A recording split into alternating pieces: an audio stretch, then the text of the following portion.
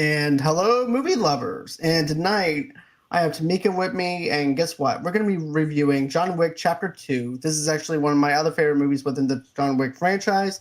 But with that being said, let's go on ahead. Let's get on with the show. I'm excited to have Tomeka here. I'm excited to be talking about John Wick Chapter 2. And without further ado, let's do it.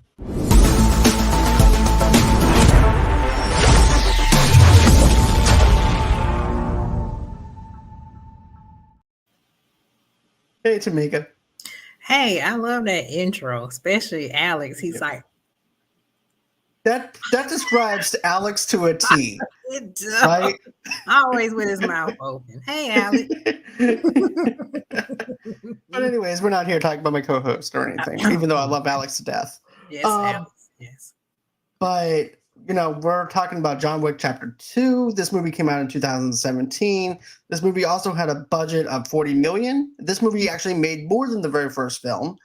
It made $171.5 million at the box office. So that's how you know this movie is starting to get a franchise and starting to get a groove going for what we now know as John Wick. So Nice. Here's the thing. Whenever I first saw the second movie in theaters, I was thinking, okay, how is this movie going to start off? Because I'm like, is this thing going to start off really slow? Or is this going to be like the very first one did in a sense?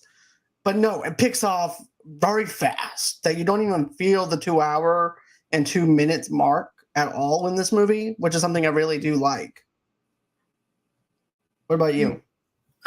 Yes, from the start.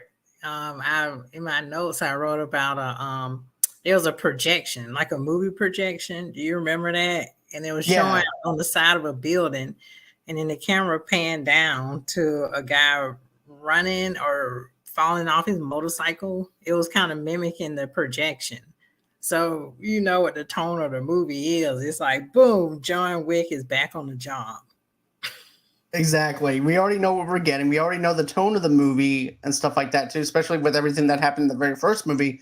But we're also wondering if some stuff is going to be canon or if this is just going to be like another, when they say part 2, they normally change whatever happened within part 1. Yeah. And don't keep into continuity and what's going on. But they keep everything well in tune to what happened in the first movie. You have John Wick, who recovers his stolen Boss 429 Mustang from Abraham Tarasov, the late Vigo's brother. And this is something that I really thought was very interesting about this, is the fact that you're seeing how the money and stuff like that is actually being produced and how a little bit of behind the scenes stuff of how this universe is being built and where this gold money is coming from. You actually see how the markers are coming from and how it's actually how the cab place is actually a front for their business and their organization.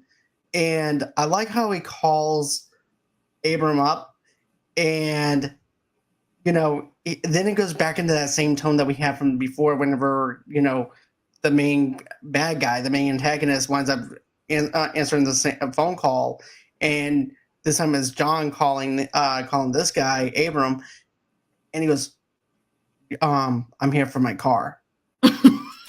Bobby Yaga. And then next thing you know, that part always makes me laugh because it's a callback to the first one, and that's how we actually know that that John Wick should be feared. But at the same time, this guy is like this. This guy is broken. There's no way he's going to come after me.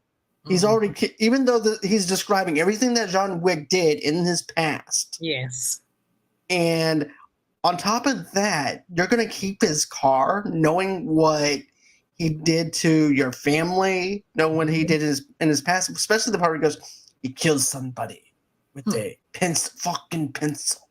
A fucking pencil. Yeah. And you still sound Italian. See, it's perfect. This is my Russian accent. The only thing I can say in Russian is vodka. But anyways, going ahead. I know spasiba. I think that's how you say it. I think that means thank you or something. But, anybody that's Russian out there, just correct me. But anyway, that scene mirrors John Wick 1, where the head Penman, It- yeah, Kingpin. Yeah, basically just the mob boss of the yeah, Russian his the squad, mob basically. boss in the first one, it mirrors this one, where he's describing all these things that John Wick did, and even mirrors like he killed a guy, he killed 3 guys with one pencil. And of course, the henchman who doesn't know anything about John Wick, he's like, yeah, I know the story. So what? He killed somebody with 3 pencils, whatever. And I'm thinking, why doesn't anybody know about John Wick? Why do they just brush him off like, oh, okay, is this like a test of manhood? Let me see if I can take John Wick down and then I'm a man. It's Clearly, like that trophy I you can't. get. It's like that trophy you get on PlayStation, on the PlayStation 4, or or if you're playing Xbox. Let's see how many Trophy. people can actually kill John Wick. So Let me therefore, if see you if I want can get to, the big boss. that's basically what it is, though. It's like an ego kind of thing where it's I like, can see that. let me see if I can actually kill John Wick. But at the same time, I'm thinking maybe some of these people only heard legends of him. Kind of like the Legend of the Black Pearl in a sense, where basically you heard of the stories, but you don't know if they're true, but it has to be true since somebody's told the stories. Yes, but I would think if my boss is shaking in his boots telling me this story, then clearly this man is real. Right. But I like how John is over there in the shadows taking everybody down as Abram is over there telling him the story. And there's even one part where this guy's actually smoking a cigar and he winds up taking his mouth and just covering the cigar and taking him into the darkness. And then Yeah, there's also that part was actually pretty cool. The takedowns of what John does in the shadows is very smooth. I really like it. And then you get to where you see these lineup of cars.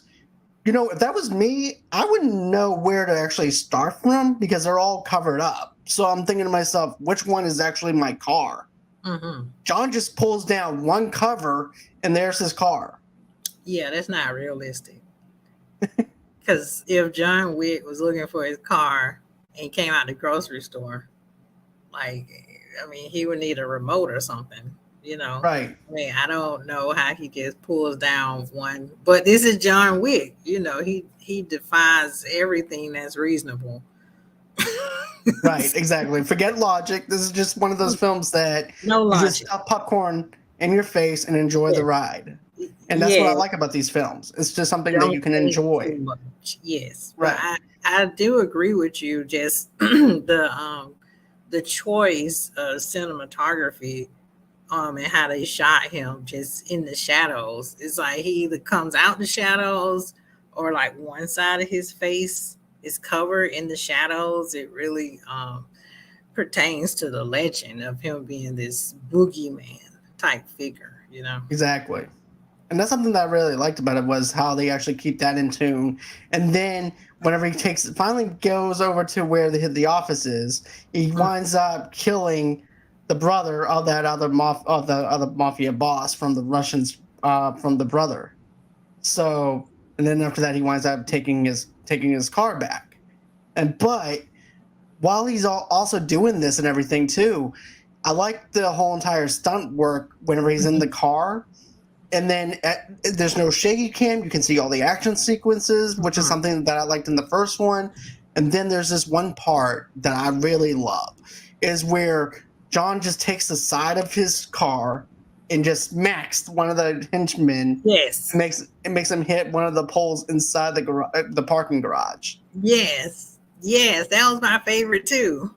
I mean, just I was gonna say just how resourceful John Wick is with his environment. Like even if he doesn't have bullets, he uses what's around him to his advantage. Like his car is his weapon, you know. Just like the guy that was chasing him on the motorcycle too. Like he had his door, he opened his door and the guy flipped over the motorcycle. Do you remember that? Hmm. He did Yeah. that too. That's how he killed somebody else. And then he killed the other guy by having him smack into a steel pole. I love it. I loved it. I loved every single moment of this opening thing because at first I remember watching it in the theater, and I'm thinking to myself, it kind of takes me out a little bit because I wasn't expecting this fast pace of a film. In a Mm. sense, I was expecting maybe a little bit more slow build to get to where we were, but Ah, going into it, once I had the Blu-ray and stuff like that, I started digging it a lot more the second or third time around because of the fact I knew what I was getting, and then mm. I appreciated it compared to my first viewing of it in the theater. So that's something that I really liked. So, question: do you think, the scene where he comes home from work with killing people, getting his car back, and he's like just chilling, and just taking everything off, taking a shower, whatever. Would you have put that as the first scene, I and would then actually everything put, else action after?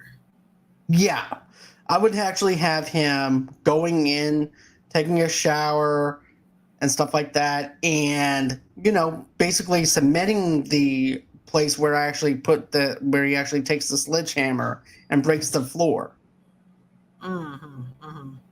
up and everything. That's what I would have done.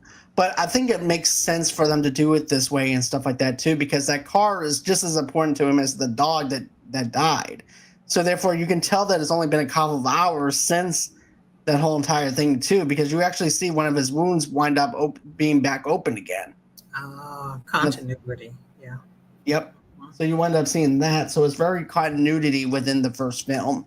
So that's something that I really liked.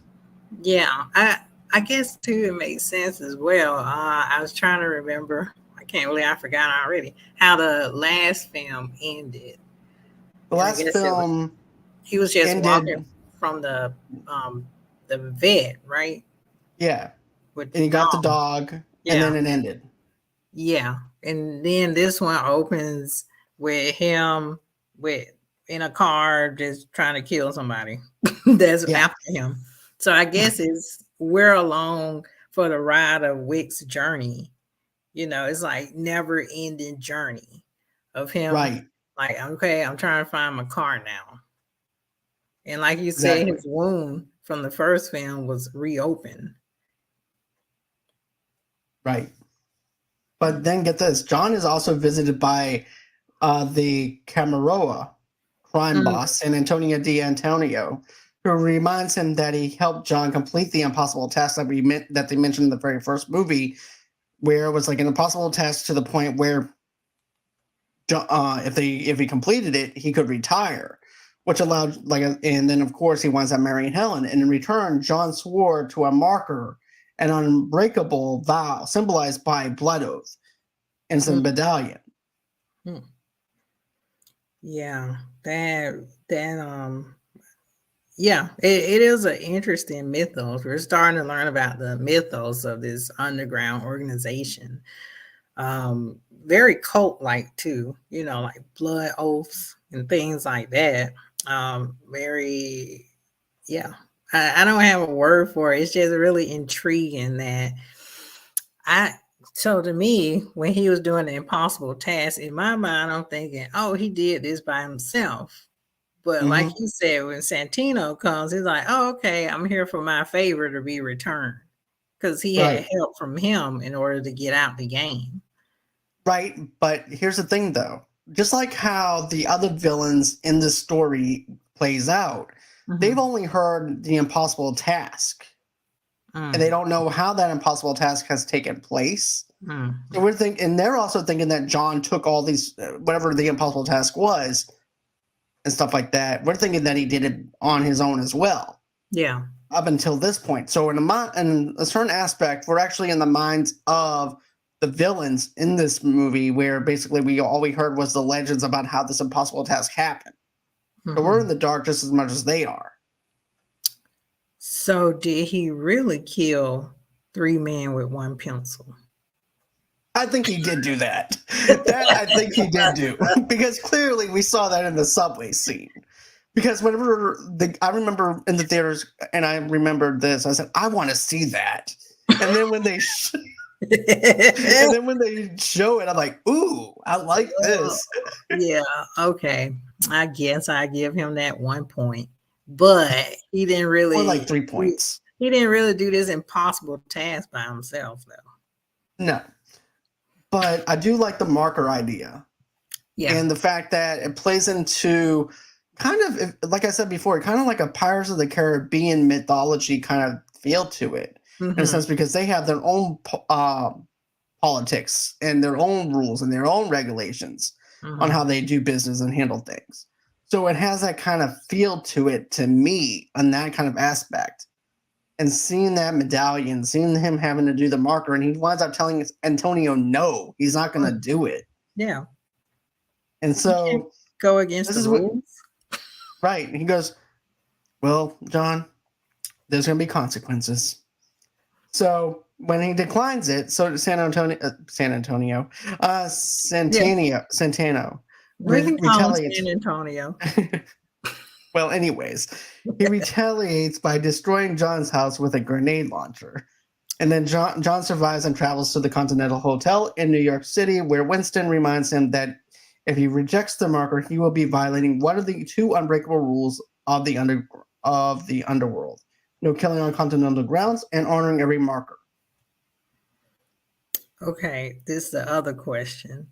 Who keeps a grenade launcher in their car? Like, did he say, I'm going to take this just in case? He says no. Like, I just said, hey, Bobby, yeah. Look, I'm going to go see John for a minute. Bobby. Okay?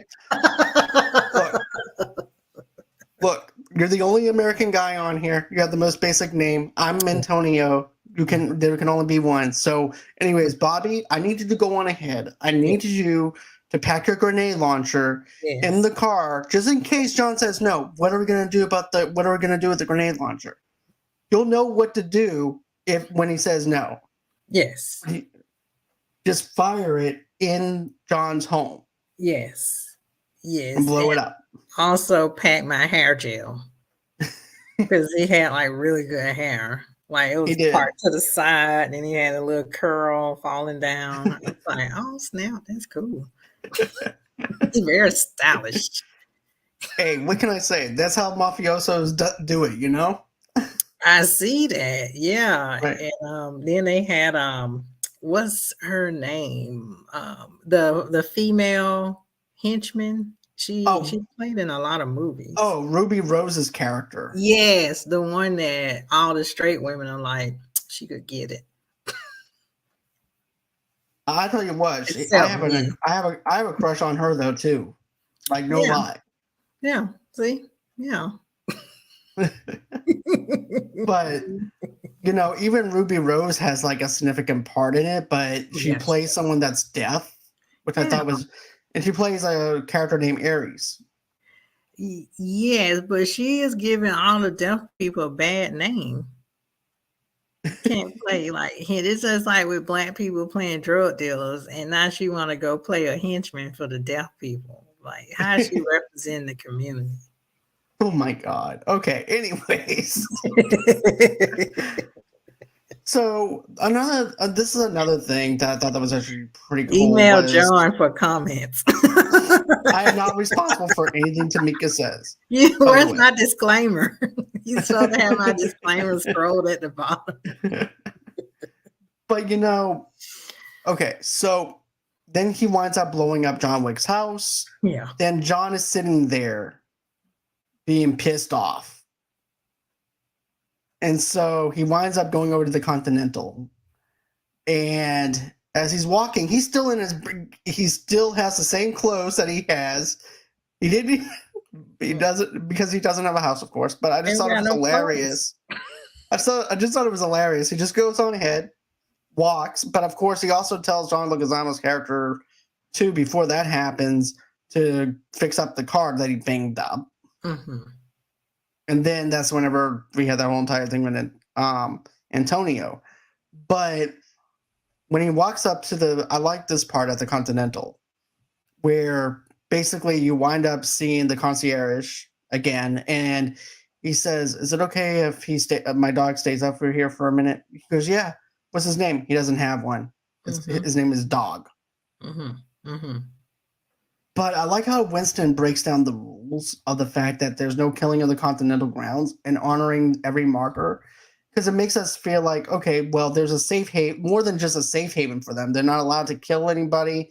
They're not allowed to do any kind of business inside this hotel. So it's kind of like playing tag, and you have a base set up, which I thought was very original and a great idea for something like this.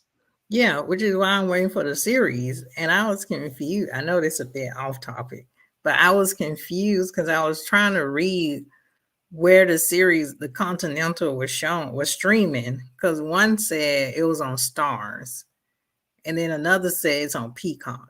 And well, it's not on either. Yeah, and I was like, wait, what? It's not on either network right now. And back whenever it got announced, it was going to be on Stars. It was going to be a Stars original show, and I don't know what's going on with that, but I do know that there's going to be a spinoff to John Wick as well, called The Ballerina. So they skip the Continental and just go to the. No, that's actually going to be a movie, I believe. Oh, about like the. Remember this is on the third one. Third one. Oh, okay. With the Ballerina studio that we were introduced to in the third film. Yes, it's very Black Widow. Okay, we'll talk about that later on. Okay. So, anyways, moving on from that, but I also like the fact that, he tells them, look, you have to honor every marker, just even though you don't want to do this. He goes, look, I understand you want to retire, but you have to go ahead and you have to do what Antonio told you to do. Once you do that, you can go ahead and do whatever you want to him. You can go ahead and kill him if you wanted to. Is that part of the rules? Like once you as long as it's not in the Continental, but you do have to honor. Once you fulfill your marker, then you can kill the person. Well, John has motivation though. On that circumstance, he bombed his house. So understand. It's open season. As soon as I get off work, your ass is mine. Exactly. Then after that winds up happening, then you wind up seeing John reluctantly accepts his commitment and meets with Antonio, who takes him with assassinating his sister, Gianna, so he can claim her seat at the High Table, a council of 12 level crime bosses. Antonio sends Eris, his mute bodyguard, to observe John's mission. And she observes him all right. She pats him down and feels his crotch. That is who you want working for you. That'll be a job you would want. Yes, I will take that job, but I don't want what happened to her in the end. I actually would take the job of the sister too. I mean, before semi-spoiler alert, she offs herself because she got undressed in front of John Wick, and I was like, dang, she's lucky. Okay. But then he kind of looked like, okay, that doesn't turn me on. Are you gonna be still so I can kill you yet? He's a very focused man. Like sex doesn't turn him on, and that's the advantage he has over James Bond. See, a woman can come and just throw James Bond whole mission off. He's like, "Ooh, woman, sex," and he's like, "All right, I'm focused." John Wick, a woman get undressed and she jump into the bathtub, and he's like, I mean, I still got a job. Oh, how am I going to kill you? He's like, so how am I going to kill you? I got a job to do. I mean, he is the underground crime boogeyman James Bond version. Just no sex. No sex, no drinking, the mission, and I go home to my dog and I go to sleep so I can recuperate, and then I go kill again. But John's like, all right. So they meet in the art gallery. Oh yeah. And that's whenever he sets him down and goes, John, once you do this, you can stay retired, but you can help do this mark. So John winds up doing it. He winds up doing the marker, And then he goes over to the tailor, gets ready for this event. I like how they're all talking in code on what they want, and I thought that was very cool. He sort of did the job because she off herself. We'll get to that in a minute. Okay. We'll get to that in a minute. All right, go ahead. But anyways, then you have this club scene that's going on whenever he gets there finally in Rome. And I like how they go into but also too, I also like the hotel scene of that version of the Continental, because then you see somebody else sitting down and goes, "So you're here for the Pope?" No. Yeah. Well, what if the answer was yes, he can't get into the Continental? The Pope is above the Continental. Dang. No, that actually puts him in the crosshairs of John getting killed because two hitmen are trying to go after that contract. So does the Pope have That's how I saw it. henchmen? What's that? Does the Pope have his henchmen then? I don't know if he does or not, but I just thought it was a hilarious scene to see this one other assassin asking John if he also, that he's also there for the Pope, and John says, "No, I'm here for somebody else." Yes. So that guy actually just calms himself down a little bit and goes back to doing whatever he's doing, and then that's whenever he goes to the tailor shops and stuff like that. But I like how there's different versions of the Continental, and it goes to show you how big the Continental actually is compared to a scale of New York, where we're thinking, okay, so it's just one building. That's it. But then you don't realize this thing is actually a franchise in a sense. McDonald's. It's the McDonald's Continental. 1 million served. And 1 billion assassinated. Sir, yeah, you're gonna have to look. Your marker is in the large fries. Somebody needs to make a spoof of that, though. Yes, please do. Please, internet, don't let us down. But anyways, then, like I said, you had that whole entire scene being played out in the club area. At the same time, then you have this other serious tone music of the sister talking to Antonio. And that's when, he wants that high power seat. He wants that seat. You can tell that he wants it. And then finally we get John and her in the confrontation after he winds up sneaking over there. And she goes, "Hello, John." Because I know it's you. And he goes, "Yeah, I came to kill. Who sent you?" "Your brother sent me to kill you." He goes, "I kind of figured." Not even surprised by it, because this is actually a shady, being an assassin is a shady business. You can't trust anybody within this whole entire business or anything. Can't you trust your family? No, because they want your seat. They're jealous of you. And next thing you know, she winds up slitting her wrist. And then he winds up shooting her in the head. And even I thought the same thing you asked me was this. I'm like, yeah, he shot her after the fact that she slit her wrist. Yeah, it's like she was bleeding out. Dying. Or she passed out, I guess, from all the blood loss. And I guess he just shot her. So I guess she was semi-conscious. Right. It was kind of like a mercy kill, though. Yeah, it was a gray area with that kill. Right. And that was what I was wondering, though, too. I was thinking to myself, well, is Antonio going to accept the fact that she was killed that way? Because I was thinking it was going to be more of a bigger deal. I don't think he cares as long as she's dead. That's true. Because he didn't. That's also another thing, too. With some hit contracts, they want you to either shoot them in the head or there's a certain body mark. Yeah. He just said he wanted her dead. So now that makes actually more sense. It doesn't matter how she died as long as she died by his hand. Yeah. So he winds up shooting her in the head. So. Yeah. The other question is, like, his father didn't even trust him, because usually it's the son that has a seat at the table. But the daughter has to sit at the table. So it's like that tells you what the father was thinking. Like, I don't trust my son; he's irresponsible. I'm just gonna, and you can tell he's messy. He's letting John Wick out there. And even Right. not daughter, but even the woman was saying, "What do you think is gonna happen after you kill me? He's gonna come after you." You know. Exactly. And then you wind up having her bodyguard, played by Common, going after John.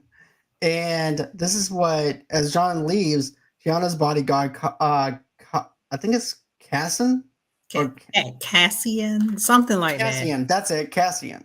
Let's call him Recognizes him. Cassie. Nah, Cassian sounds better.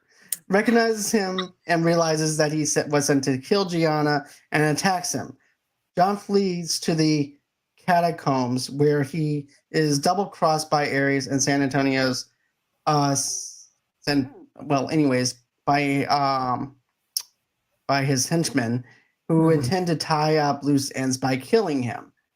After killing most of the henchmen, John is again pursued by Cassian. And I thought their fights was hilarious, to be honest with you. It was, especially the silent revolver that they had where like they were outside, right? Right. And John was trying to shoot him through a fountain, which I'm like, what is going on? You can't even see him. And the Cassian is like up above on like a whatever you call that. He's on the other side of the fountain though, too. Yeah, he's like on the other side of a fountain at a higher advantage. Shoot through it, and I'm like, and then Cassian is shooting him. They're shooting each other through the fountain, is what I'm trying to say. And I'm like, what? And then every time they walk, were they in a mall or something? They were somewhere. They were like a subway station. Yeah, and then they were like, pew. And he was on the balcony part. Cassian was actually up on the top of the balcony. Then you have John. And then John is actually on the bottom, and John is trying to be onslaught about it. He's just going on ahead, goes from the outside, just shooting from inside his jacket, trying not to show that he's having a gun. Cassian doesn't care. He wants vengeance on him for killing Gianna. And then finally you get outside of the subway scene, and then you get them fighting each other back and forth. They both fall down the stairs. And I thought this part was hilarious though too, because as they're going down the stairs, they get back up, they fight, then they roll back down the stairs. Yeah, it was a good old fashioned beating. Yep, it was a big down on that one. And then after that winds up happening, they wind up going through this glass door. And you're not sure where they're at that point because it's like a dark alley and also. So whenever they go through the glass door, you realize that they're at the Continental because the same guy that was asking about the Pope is still there. So he's like, there are rules, gentlemen. Yes. He goes, should you go on ahead and take your conversation to the bar? Yes. And then they both look at each other and goes, so, bourbon? You still, Johnny goes, yeah. And what was Cassian's drink? I keep forgetting about it. I forgot what his drink was, too. I know it's not Bacardi. I know that much. No, he doesn't sound like a Bacardi guy. No. I wonder if it was an old-fashioned or something. Let's just say it was an old-fashioned. Okay. Anyways, they go down to the. That's not even important or anything. But yes, it is. It tells you about the men. True, because they both like certain drinks in a certain type of way. Yeah, you're right. It does describe the characters. Now that you're thinking of it. Thank you. You're very welcome. But they go down to the bar, and Cassian looks at John and goes, I'm going to have to kill you, right? He goes, I know. He said, but it wasn't my fault. Antonio sent me to kill Gianna, and he had a marker on me. And he goes, I understand. Yeah. The dialogue is like very one syllables, just like one syllable words, and that's it. And I like how they go, I understand, but you still have to die. Someone still has to die. Mm-mm. And then he goes, take this as a common courtesy. Mm-hmm. Mm-hmm. And then Cassian goes on ahead, pays for his drink, and walks out. See, I'm gullible because when they were talking, I was like, oh, okay, they talking. And he explained, I'm sorry, I got this marker. I thought he was going to go, I understand, John. It's okay. I'm hurt, but okay. Shake, shake, shake, drink, and go. See, that's how gullible I am. That's why I can't be a hitman. I'm like, oh, it's okay. I'll see you next time. And then here you are with your drink, and I can see the bartender going, Ma'am, why are you getting drunk right now? What are you talking about? I'm off duty. Everything, I can see everything is good. It's good. Look, me and Common made up. Me and Cassian made up. Buddy. Yeah, we're buddies right now. We made up and everything. Everything's cool, Yeah. Pour me another one. Yeah. And then, this drowns on me. Mm-hmm. I could, if I was just John, I would just stay at the hotel the whole time. Me too. Dang, I was just the first one they tried to kill him, so I was gonna say he can get some sleep, but I don't know. That's true. Never mind. But either way it goes, he would be screwed because he's actually outside. That's right. Okay. Anyways, I'm going a little too deep. Oh no. Can I say one thing? Because I did a little research. And I was reading because I was curious about Common and what preparation he had to do for the film. And I found this old article from USA Today, and he was saying he had to train for weeks with Keanu, just choreographing the fight scenes that they had. And that Keanu was really into it because Keanu's trained in judo and all these other martial art fights. Styles, and also Common was like, yeah, I wasn't used to how intense this was, but with Keanu, he was just really focused, and if he messed something up, he was like, damn, shit, motherfucker. He didn't say that, but he said he cursed, like, dang, can't believe this. He's like very perfectionist when it comes to these fights. He wants them to look really good. But yeah, that just was really awesome to know that. But also Common was like, yeah, I was like in pain. And we when we hit each other, we really hit each other. But yeah, it just goes to show how it takes teamwork to pull off all these stunts. Right. Especially if you're doing it yourself. Exactly. And that's something that I have to commend Common for and Keanu for was the stuff that they had to go through to their training abilities to do something like this and to give us the entertainment that we love, to make it feel real. So I do appreciate what they've done. And even whenever you see John taking down everybody in Rome inside that little tunnel area that they had with the guns and stuff like that, I thought that those scenes were fantastic. Usually it's too dark and you can't see everything. Yeah. But everything is perfectly well lit to the point where you can see everything that's going on. Yes, and I would be terrible at these types of films. I would have to have a stuntman because I can't remember all these fights. It's like step 1. I'm like, wait, are we on step 10 or 1? I forgot. Where does my fist go? Do I do this? Do I do an uppercut? What do I do? Oh, wait, okay. Do I leg sweep now? It's just in my mind too much. I don't know how they do it, but thank you all for your service to us. Exactly. So, as John returns to New York City, Centennial opens a contract for $7 million to kill John, ostensibly to avenge his sister, leading numerous assassins to unconsciously attack him. And this is the part that I really love that Winston winds up telling him. It reminds me of like a Western movie where basically it's like, so you went and knocked on the devil's door and he answered and you burned down his castle and you thought it was a good idea to try and kill him. Exactly. And I like how he says this too. He goes, I hope that you're very self-aware of what you just done. Yes. Anytime Ian McShane gives you a talking down to, it makes you feel really bad about yourself. Like But it's so epic though. At the same time, it's like felt like he was talking to me, and I was like, maybe I should go to the corner and think about my life. but here I am eating my popcorn. I'm like, I love this. This I'm is so sorry, epic. Mr. McShane. You're right. I shouldn't have knocked on the devil's door. Right? You should be sorry. Yes, now you didn't get the answer you wanted. I'm so glad he's not my dad. Oh, I'm sorry, sir. But what about that fight scene too? Oh, In that mirror Subway? exhibit. Well, you know the one in the mirror exhibit where Oh, he's that's at the very fighting. yeah, that's Oh, at the what very end. is it? Yeah, Oh, that's when? at the very end. Oh, okay. We're at Okay. the subway scene where basically now you see all these assassins coming together to kill him. Yes, I got too far myself. Okay, go ahead. It's okay. It's okay. We're gonna get there. We're gonna get there.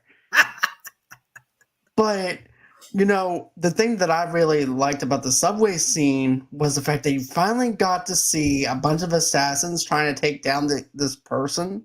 Mhm, And once again, Antonio thinks he cannot be touched mhm, or anything. mhm, And because he thinks, oh, this is going to be easy. There's a bunch of assassins in New York City. Nothing's going to happen to me. mhm. And you have a sumo wrestler that's an assassin. You have a violin player that's an assassin. And you also have a bunch of other people in the subway. They're everywhere. And yeah. And my favorite part was, of course, the pencil part. You wind up seeing John finally doing the pencil. Then he winds up fighting against the sumo wrestler. That was another. So he shoots the sumo wrestler in the head as he's being picked up. Shoots him twice. He breaks all. Before that, though, too, he also breaks the violin player's neck. Oh, yes. Yes. Yes. But my favorite scene is between him and Cassian on the train. Right. Do you remember that one? Yeah, on the train. Yeah, that was where like, yeah. Which Yeah, where am I on it? Yeah, you're right. You're right. Oh, I'm on yeah, the right track. yeah, you are because I think that happens after that. And Okay. so I like how they have this scene where they're both fighting, and then finally Cassian has the knife, and then John winds up taking the knife and forcing it into the Cassian. And he says to him, he says, think of this as a common courtesy. Mm. So my question is, clearly, we're in New York City, right? Because they come on the train and they got like cuts and they're bloody and they're just like riding the train and nobody's looking at them. They're just like, it's Tuesday. And I'm like, I'm like, wait a minute. I saw that. I'm like, it's typical New York. Yeah, they're just bleeding on the subway, cuts, whatever. And then there's a knife fight, and people are like, whatever. Like, what is going on? But yeah, that fight was really good. I've seen, and I'm sure you have too. We've all seen all these fights that start on the subway, on the train, right? Right. But this one was really good. It was well lit. It was choreographed well. Common and Keanu did a really great job just with one prop. Just one prop, a knife, and I don't know. It was one of my favorite subway train fights, I would say. Mine too, because normally with subway fights, they can actually do the shaky cam thing. Yes. And I hate it. I really hate not being able to see all the action sequences. Don't get me wrong, I know that you're trying to go for the suspense, but it's more suspenseful whenever you wind up seeing everything. And I think that's something that I feel like that's missing nowadays, is the fact that you can do these scenes without doing shaky cam, and people do it. People can do it without shaky cam.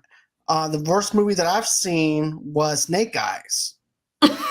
Why you had to And bring Snake Eyes in this? because of the fact that they use shaky cam and the most stupidest thing that you can actually think of.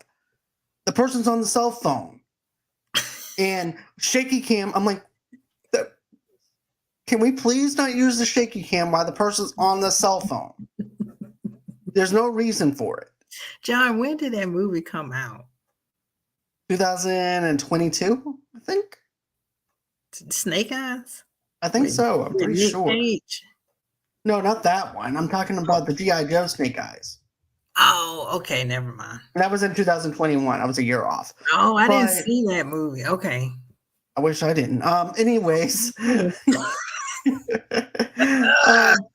But yeah, but that's something like you mentioned though. I love seeing all the action sequences in that, and being able to feel the suspense and wondering if John is going to survive this or not because of Common, because it's that big, huge tug of war match between them two. Because to be honest with you, I think he's the only one that pretty much gave John a run for his money in the second movie. Yeah. Was him and the other guy that he ends up shooting him in the kneecaps. In the second movie? In this movie, he shoots one of the other, just like a typical henchman, but he was like bigger and taller than he was, so he winds up shooting him in the kneecaps. Yeah, I like the henchmen that give him a challenge because it makes it more suspenseful. And not only that, but also makes it feel like that he's not indestructible like everybody makes him out to be. Yeah. Either. Mm-hmm. So that's something I like, is a little bit of humanization whenever it comes down to him. But anytime somebody can turn and stab you in the aorta or whatever, wherever he stabbed him at, that open up his wound. Yeah, or just leave the knife there. I've never seen that. He's like, this is a common courtesy. If you take this out, you'll die. Bye. Professional courtesy, yeah. But yeah, he also gave that. Now, whenever he does that, you don't realize he did the same choice to Lawrence Fishburne's character, in a sense, but not at that. Yeah. But not at that level. But we'll get to him in a minute, because that's actually our next thing that we're going to be talking about. So after that winds up happening, John seeks help from an underground crime boss known as the Bowery King. Mm-hmm. Who's and this is actually something I thought that was actually pretty cool. Was this? They're using homeless people who are supposed to be assassins. So now you have to be careful of homeless people. Mm-hmm. And I like how they go on ahead. He hides John underneath his blankets and stuff like that. And these two cops are coming up to him looking for John. He goes, "Hey man, hey, you got some money? Can I get like a $5? And the next thing you know, he shoots them with the silencer. I'm like, pew, so pew. The dark humor in this makes me laugh. Well, I like how the dog too was like, it's Tuesday. The dog is even face. He's like, I see murder every day. The dog's a gangster. Dog is part of, and then the people come out, the little cleaners come out and scoot the bodies away, and the dog like, let me reposition myself. Take two. Right? And the cleaners are like, it's a Tuesday. It's a Tuesday. Let me pretend like I'm a homeless dog. Even though I'm an assassin too.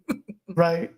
But yeah, the Bowery King's and then of course, like I said, the Bowery King who's serenades treat John's injuries. He's intrigued by John's intent to kill a member of the High Table. The Bowery King sportingly gives him a gun with only 7 bullets. So my favorite thing that I like is seeing Lawrence Fishburne back in this movie, in a Keanu Reeves movie. Yes. He goes, "Well, John, it's good to see you. So what brings you my way?" And Keanu was like, I need you. I need you to help me." And he goes, "What makes you think I'm going to help you? Wait, what's up? What's the reward money now?" And the guy shows up 7 figures. Oh, yeah. He goes, "Ooh, you must have pissed off some people." Yeah. And then, But he reminds me of Assassin's Creed with the birds and stuff like that. I'm like, Oh man, no, I have not played that game. but Oh, yeah, but Lawrence Fishburne playing that role makes me feel overjoyed seeing him and taking it all in. And I like how he brings up the story. He goes, "You see, John, this was what you left me. mm-hmm. You gave me a choice." A hickey. No. The gift that keeps on giving. Anyways, he winds up showing him a scar on his neck from when John had the blade the blade attached to him from some years ago. So I liked how it kind of plays off the narrative with Common's character, where even though he didn't kill Lawrence Fishburne's character, but it's kind of like in the same kind of context in a way, Mm-hmm. Yeah. where he kind of spared his life, Common's life, and basically if Common winds up pulling that blade out, John didn't kill him; he killed his own self by bleeding to death. Yes. Well, I guess he could have went to the doctor and did something. I don't know. He probably, yeah, I don't think he could have survived that. Because even if they pull it I was out, even thinking that too. I'm like, yeah. could Cassian survive this, even with a doctor? And my mind, I was like, okay, focus back over to the. That's what I was doing. I was busy focusing back on everything else, and I'm like, okay, I need to stop thinking too deep here. But what did you think of Lawrence Fishburne being back in a Keanu Reeves movie? He was perfect for this role because he played it as a very Shakespearean character. Welcome to my kingdom and my birds. And then it was like Shakespearean and Godfather, right? Because nowadays every bad guy or every boss got to have an animal in their hand when they talking to you.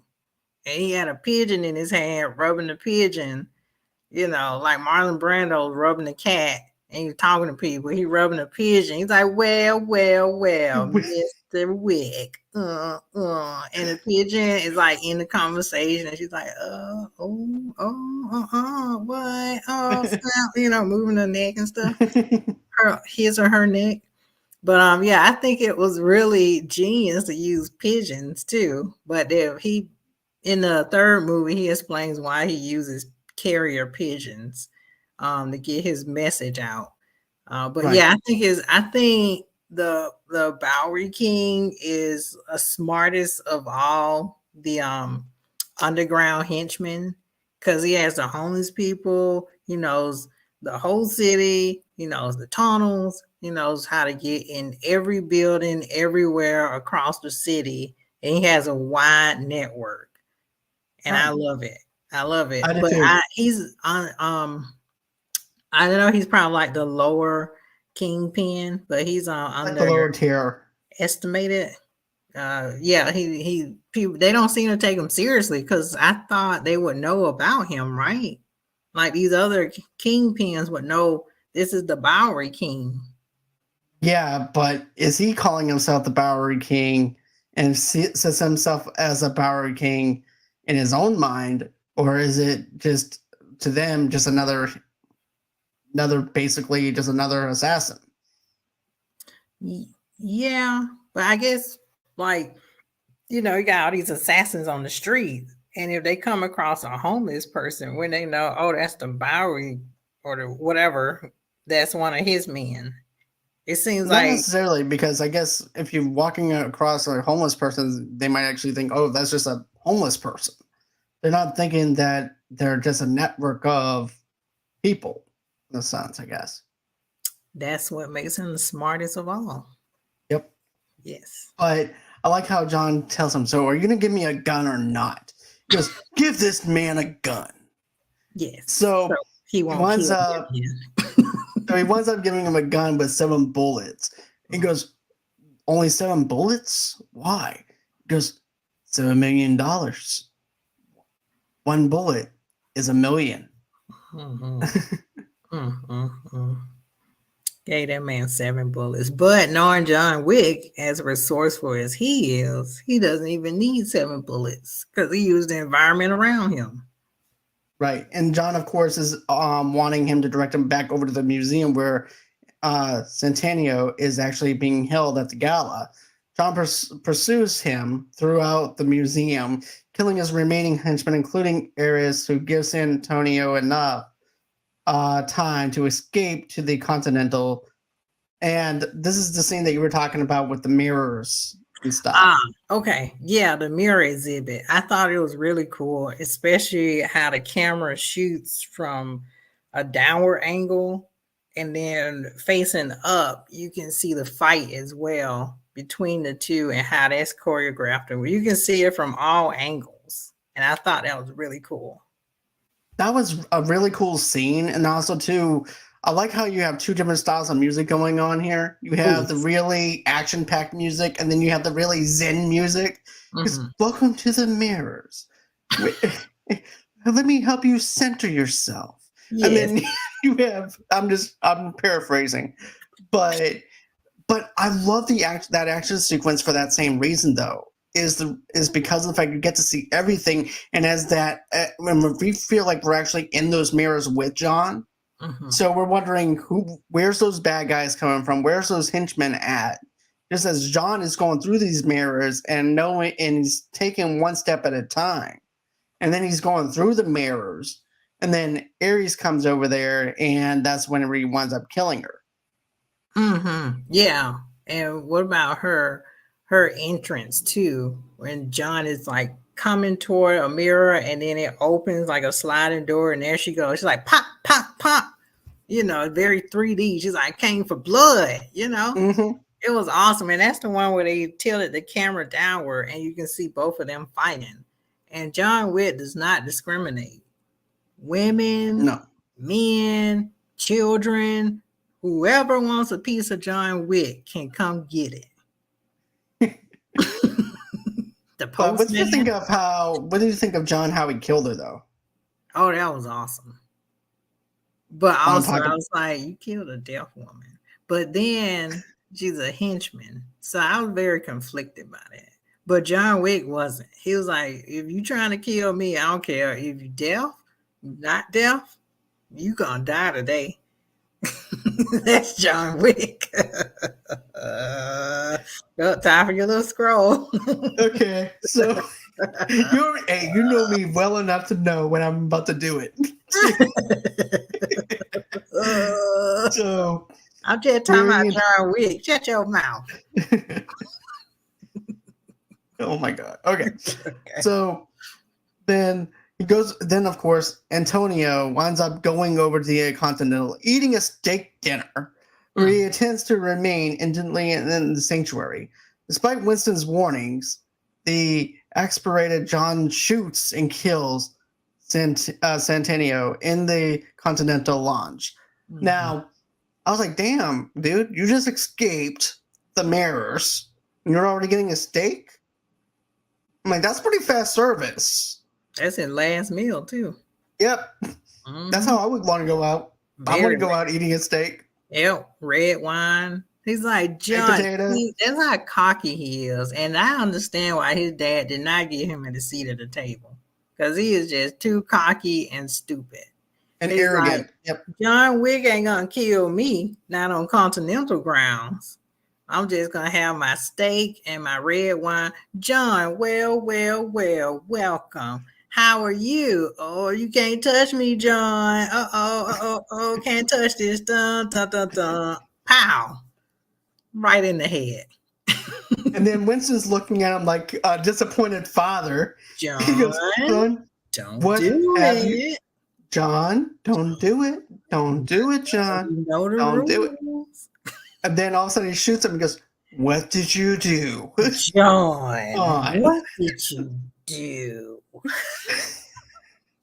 And then I went back in the corner. It's like, oh, God. That would be the part where I actually go in my corner and then cry, because then I know I screwed up. Yeah, I did that. Got in fetal position and everything. Damn, he really did make it cry. So Ian McShane does it for me. Yeah. So at that point, the next day, Winston meets with John and explains that the Camorra has doubled the contract on John, offering it globally now. Further, for conducting business on continental grounds per the high table rules, Winston is forced to declare John excommunicado, determining all his access and privileges to underworld resources. However, Winston delays activating John's excommunication by 1 hour, giving him a head start and provide him with a marker for future use. Before leaving, John advises Winston to warn every other high table assassin that will kill anyone who tries to kill him. John departs with his dog as Winston makes a call, enacting John's excommunicado to be activated in 1 hour. As news of the immediate contract disseminates, cellular phones begin to ring all around, and John begins to run. Now, is that the scene where they show the secretaries? Yeah, that's the scene where they show the secretaries, and also this is also another scene where they basically, all the people in the background when Winston is telling them this, just freeze. Yeah, because he told him, well, how come I'm not dead now since I killed somebody on the continental grounds? And he's like, because I willed it not to be. And then the flash mob stopped and said, "Bah," you know. But I like that scene, though, because it's so haunting. It is. And there's no movement. It makes it seem like that John could die at that moment. Yeah. But I also want to mention one other thing about, I know that we touched on Lawrence Fishburne's part, but I want to go back just for 1 second. Okay. Because remember when he said, well, what's in it for me with the high table? I don't care what they do. Because, well, you should care because of the fact if they're going to go on ahead and go after me, what makes you think that they're not going to go after you? So that's something I really liked about how now John has him has the upper hand with him and has that respect to him. But yeah, that was good. That was a good play for him to put. Like, well, yeah, they come after me, then they're gonna come after you, and then your whole kingdom will be destroyed. And he knows it's true. He's like, okay, we'll get him a gun then, because John Wick is my best hope. But I like how he runs out of the bullets and then he throws the gun at the henchman. That's what I would do. But going back on with Winston and everything, I like how he shows mercy to John. Yeah. Because he doesn't want to do it because he has respect for John. Even when John Leguizamo's phone goes off and he looks at it, he's like, nah. You can tell that he's not going to go after him. Yeah. Because yeah, go ahead. Sorry. Because you can tell that they have that friendship and they're close, even when there's money tied to it. Yeah, him and Winston has that father-son type of relationship too. Because it's like, you're like my son in a sense, because they've known each other for decades. So him giving him that mercy, that head start means a lot. Exactly. But also he had to follow the rules and like just, cut them off. And you see, I always get this movie, like the very beginning of this movie, mixed up with the third film. Yes. Because of the fact that I was thinking that the opening scene was John walking with the dog. Yeah. At the beginning for some reason. Yeah. Because they're so close. Right. But now I realize what the way the third movie opens. It opens up with him running away. So I'm happy at how they continued that. We're going to talk about that on John Wick Chapter 3. But yeah, all in all, John Wick Chapter 2 is actually one of my favorite movies. I like watching it. You can stream all three of these movies on Peacock right now. And if anybody's interested in some bonus stuff and things like that, Walmart actually has an exclusive where you can buy all three John Wick movies. With cards. Yay! So, anyways, guys, that's going to be it as far as our John Wick Chapter 3 review. I hope that you guys, not Chapter 3, but Chapter 2 review. But I hope that you guys enjoyed us reviewing the first two films. we will be back again very soon to review the other 2 films of the John Wick franchise. But come in and comment below. Don't forget to subscribe. But also, too, don't forget, Wednesday night, 8 o'clock Central Time, 9 o'clock Eastern Time, it's The Last of Us. And this is actually going to be the final episode for The Last of Us with the panel. I hope that you guys enjoyed listening to us. And also, I hope that you enjoyed watching us as well, because we enjoyed doing what we're doing. Don't forget, like I said, comment below. Tell us what you think of John Wick Chapter 1, Chapter 2. What do you think of the franchise as a whole? And don't forget to hit that like button. And always until next time, bye-bye.